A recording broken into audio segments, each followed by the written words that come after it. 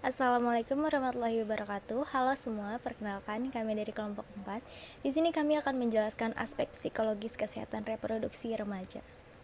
Menurut WHO, kesehatan reproduksi adalah kondisi fisik, mental, serta sosial yang utuh dan tidak hanya terbebas dari penyakit maupun cacat pada segala aspek yang berkaitan dengan sistem reproduksi, fungsi, dan proses.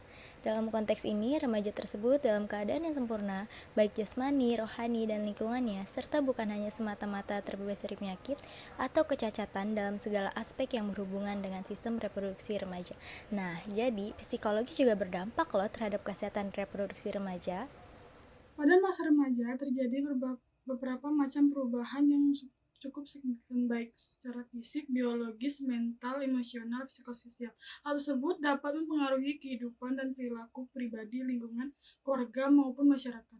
Ketidaksiapan mental remaja dalam menghadapi perubahan tersebut dapat menimbulkan berbagai perilaku seperti kenakalan remaja, penyalahgunaan obat terlarang, penyakit menular seksual, HIV dan AIDS, kehamilan yang tidak diinginkan, aborsi, dan sebagainya. Untuk mencegah berbagai perilaku remaja seperti itu, perlu adanya peran orang tua, pendidikan formal, dan lingkungan tempat bersosialisasi yang diharapkan dapat berpengaruh bagi remaja. Apa sih itu remaja? Tentang rentang waktu usia remaja ini biasanya dibedakan menjadi tiga, yaitu 12 tahun sampai 15 tahun adalah masa remaja awal, kemudian 15 sampai 18 tahun merupakan masa remaja pertengahan, dan terakhir adalah 18 sampai 21 tahun sebagai masa remaja akhir. Faktor psikologis kesehatan reproduksi remaja dipengaruhi oleh berbagai pihak. Bisa dipengaruhi oleh orang terdekat seperti orang tua, teman, sahabat, atau orang yang tidak dikenal sekalipun. 1. Hubungan harmonis dengan keluarga. Salah satu faktor psikologis yang mempengaruhi kesehatan reproduksi remaja adalah bagaimana hubungan dan kedekatan antara remaja dan orang tua. Kedekatan dengan orang tua tentunya akan mempengaruhi perilaku remaja. Misalnya, jika remaja tidak terlalu dekat, bahkan memiliki hubungan yang buruk dengan orang tua, akan menyebabkan munculnya gangguan psikologis remaja. Kesehatan reproduksi remaja dipengaruhi oleh interaksi psikologi diri sendiri, orang tua, serta lingkungan sekitar. Beberapa dari remaja tidak dekat sama sekali dengan orang tuanya dan berharap memiliki orang tua seperti orang tua milik temannya. Maka dari itu, kita akan membahas sifat orang tua seperti apa yang diinginkan oleh remaja serta sifat orang tua yang baik untuk kesehatan reproduksi remaja. Yang pertama, perhatian, empatik, serta mendapatkan dukungan. Ketiga hal tersebut membuat anak lebih menyayangi diri sendiri. Seringkali kita mendengar bahwa remaja itu memiliki sifat yang keras kepala dan tidak ingin mendengarkan apa yang disampaikan oleh orang lain. Maka dari itu, si orang tua diperlukan untuk bisa mendengarkan anaknya dan menjelaskan apa alasan tidak diperbolehkannya melakukan kegiatan tersebut. Ketiga, kasih sayang dan afektif positif. Remaja mengharapkan agar orang tuanya serta sekitarnya sesekali mengatakan bahwa mereka mencintai dirinya. Dengan mengucapkan rasa kasih sayang, meluangkan waktu bersama, saling bertukar cerita, kado antar anggota keluarga. Keempat, rasa percaya diri. Rasa percaya. Rasa percaya yang diberikan oleh orang tua membuat anak lebih terbuka serta berani mengatakan apa yang terjadi pada dirinya serta apa yang sedang diinginkannya.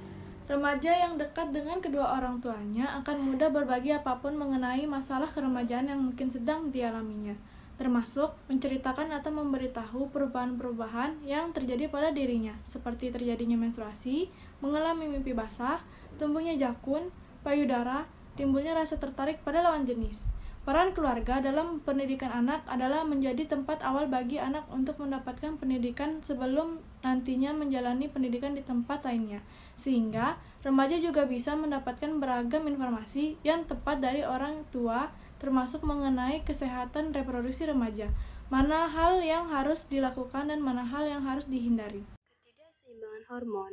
Beberapa remaja mungkin mengalami kondisi di mana hormon di dalam tubuhnya tidak seimbang. yang menyebabkan gangguan pada sering sakitnya kepala, migrain, depresi, kebingungan, kecemasan, dan pikiran ingin bunuh diri, sakit punggung, dan serangan asma. Sikap agresif dan mudah marah, mudah jerawatan, emosi naik turun, perubahan gairah seks pola tidur, berlebihan, insomnia, kelelahan, dan nesu, tentu saja akan mengarahkan remaja kepada hal negatif dan bisa merumuskan kesehatan reproduksinya. Hal yang perlu dilakukan untuk mengurangi gejala ketidakseimbangan hormon pada remaja. Yang pertama adalah menjaga pola makan seimbang, kurangi junk food, dan mulailah hari dengan sarapan sehat.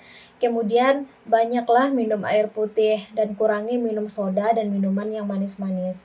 Kemudian rutinlah berolahraga. Kemudian dapatkan sinar matahari yang cukup pada tubuh setiap hari, terutama sinar matahari pagi sebelum jam 10 dan sore setelah jam 3. Selanjutnya perhatikan bahan kimia yang terdapat pada produk perawatan pribadi, seperti untuk perawatan kulit dan rambut. Selanjutnya, jangan merokok atau minum alkohol atau menggunakan obat-obatan terlarang. Yang terakhir adalah dukungan penuh dari keluarga sangat diperlukan untuk menjaga keseimbangan hormon pada remaja.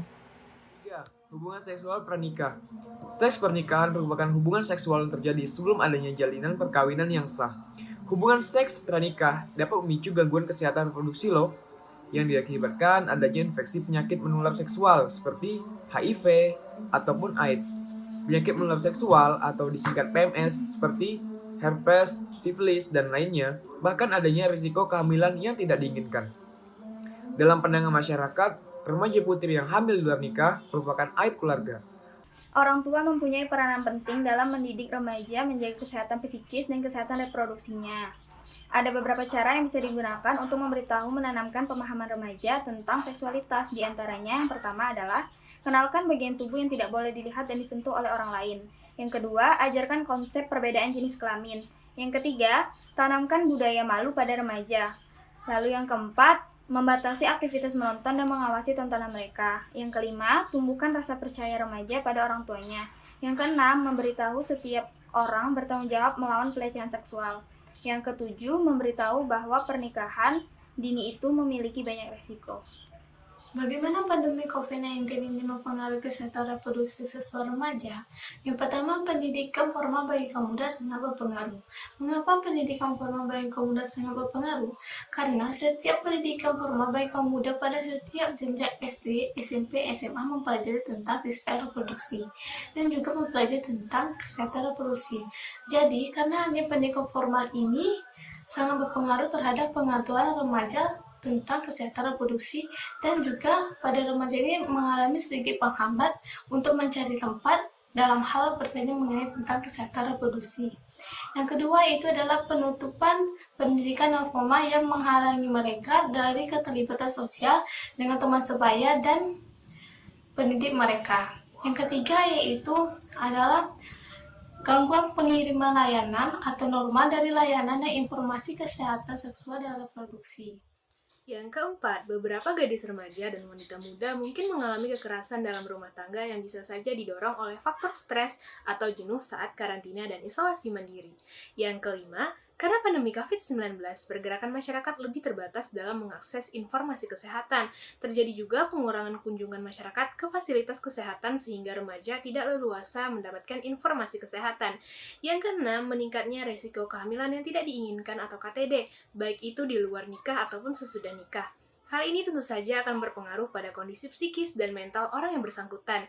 Belum lagi, hamil di luar nikah mendapat pandangan sangat buruk dalam masyarakat dan dapat menimbulkan tekanan mental.